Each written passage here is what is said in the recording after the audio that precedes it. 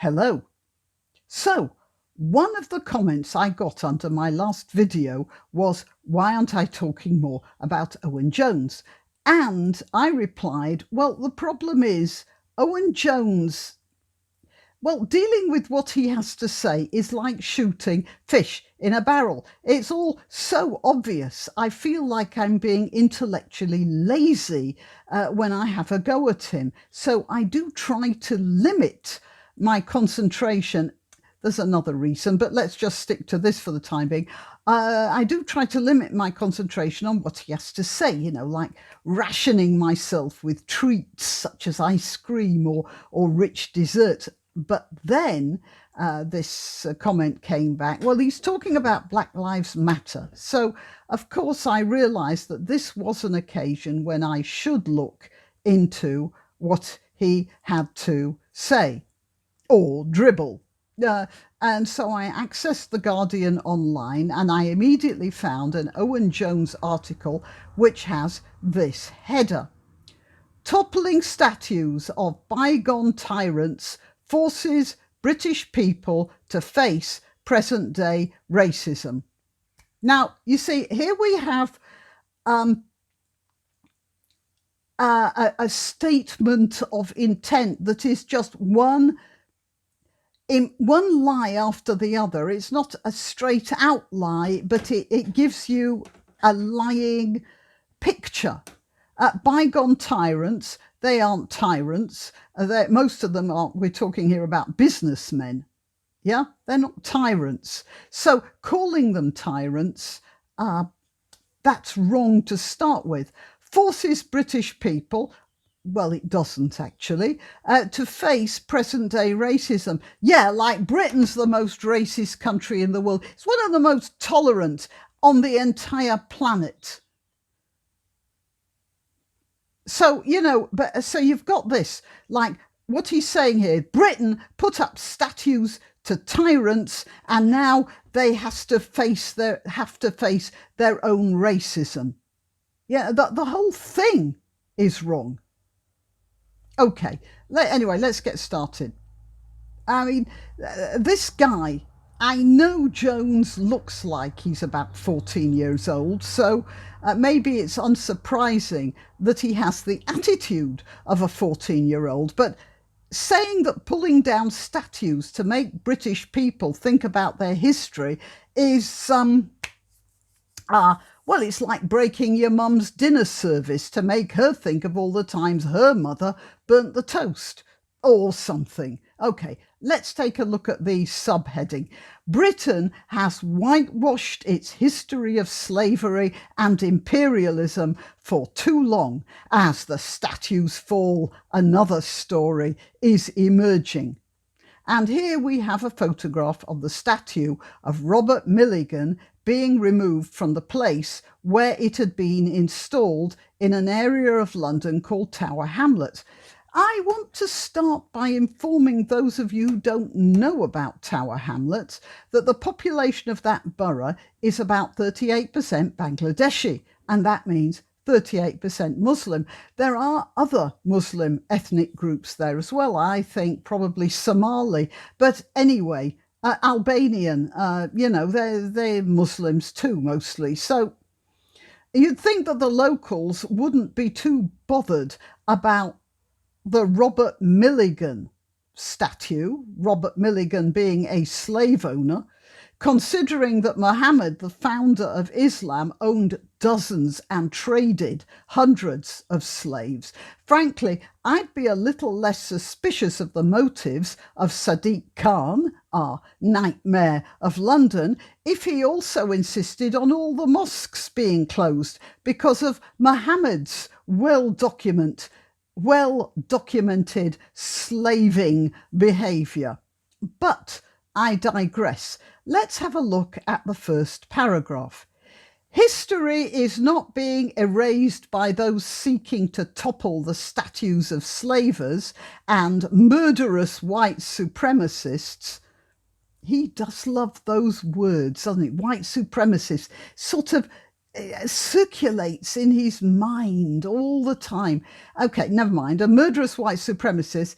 It is being remembered That is the real sin as far as the protesters' detractors are concerned. They understandably fear what will happen if historical atrocities committed by the British state enter wider public consciousness. So, isn't that amazing?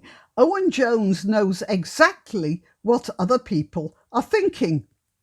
And what he's saying is that when statues are removed, like this one, then white supremacists are going to get upset because they are then being brought face to face with the unpleasant aspects of our history, as if we don't know the unpleasant aspects of our history. Well, perhaps Jones didn't, but I did. But you can always concentrate on the bad if you are so inclined, can't you? You know, it's so difficult to know where to start with this article. There's so much rubbish that I could probably write a whole book just going through the half-truths and the simple ignorance. But then let's have a look at this. British exceptionalism likes to portray the country as a historic oasis of liberty, the slayer of foreign tyrants. Now he's using the word properly, from Philip II and Napoleon to Adolf Hitler. He's writing that as if nothing of the sort happened. Did we not slay Adolf Hitler? But the general impression is we didn't really, isn't it? The demands to remove statues of Robert Clive from Shrewsbury and Whitehall directly contradict this myth.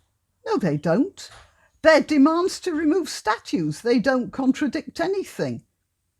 Clive, who conquered much of India, well, actually, Clive wasn't an ethical man, but he didn't conquer much of India. He formed an alliance with the Nawab Mir Jafar. The fact is that India was at the time a complete mess of conflicting states and I suppose you call them principalities.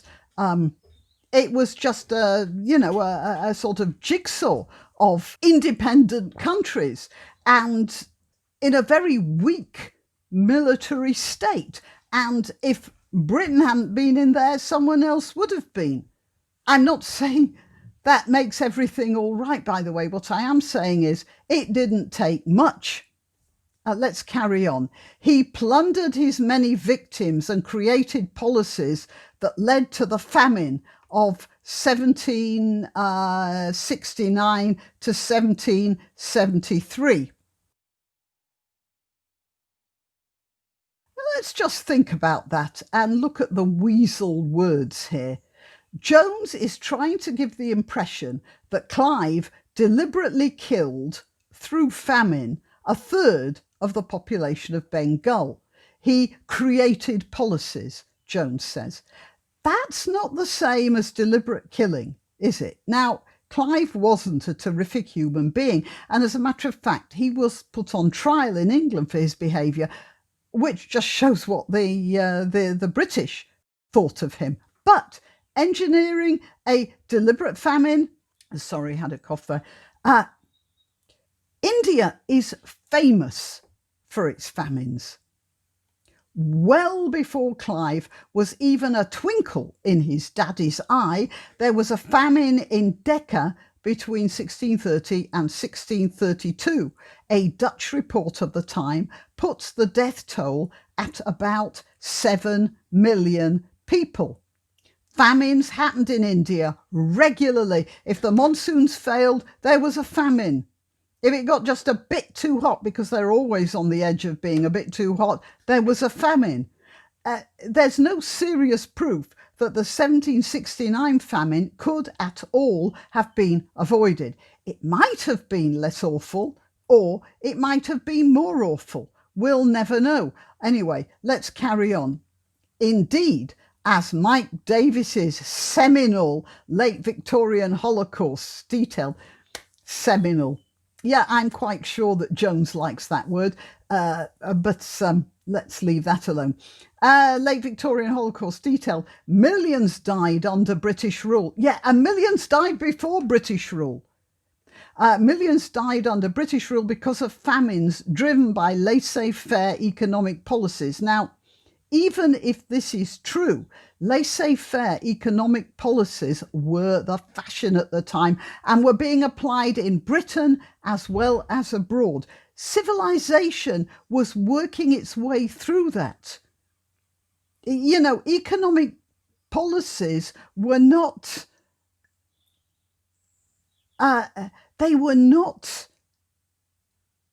in their infancy at the time. People didn't have economic policies before about the 18th century. They needed money. They tried situation legislation for various things, but there wasn't a whole policy. And the first thing was laissez-faire, and it turned out to have some awful consequences. But the fact is, that's how civilization was developing itself at the time.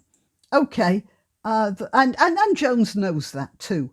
The last such famine occurred in Bengal in 1943 under the rule of Winston Churchill, who declared he hated Indians and saw them as a beastly people with a beastly religion, as up to 3 million starved, in large part because of his policies. Now, did you see that?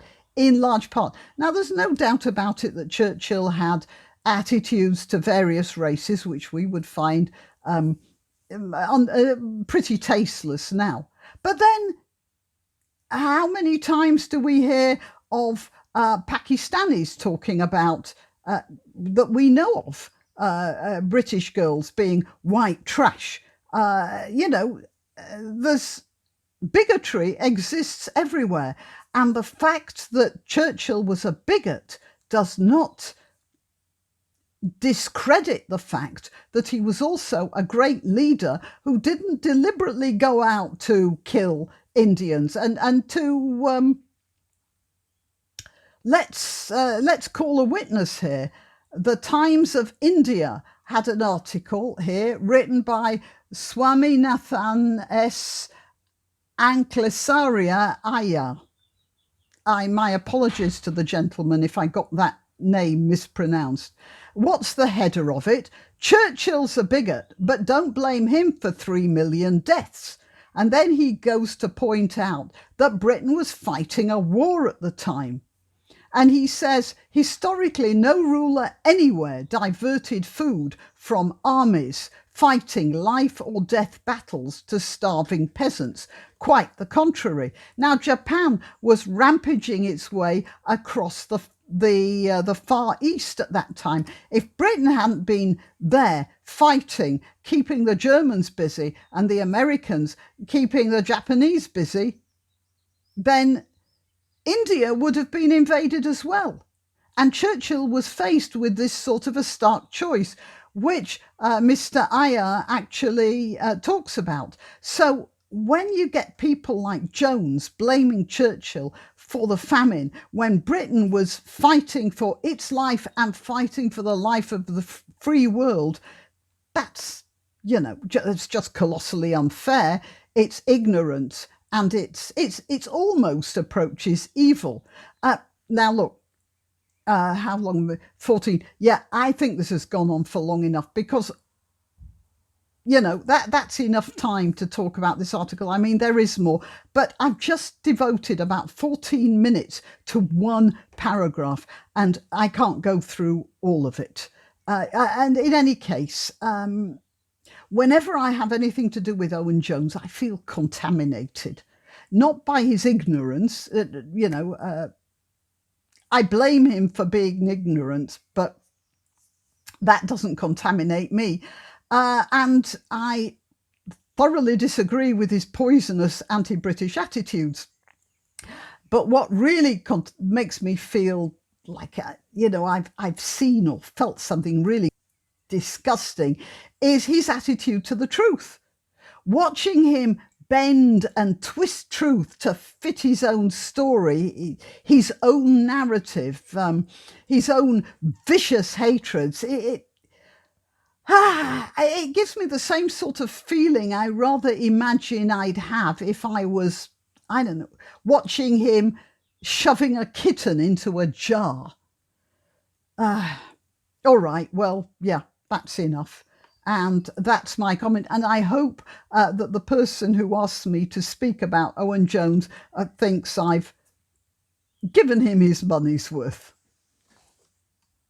Why don't you treat yourself or a favoured relative or friend to these magnificent examples of promotional merchandising? The Grannyopteryx t-shirt or the Granbo mug, which comes in 2 flavours, with a firearm or the more deadly knitting needles. And whatever platform you're watching this on, please click like, subscribe and share.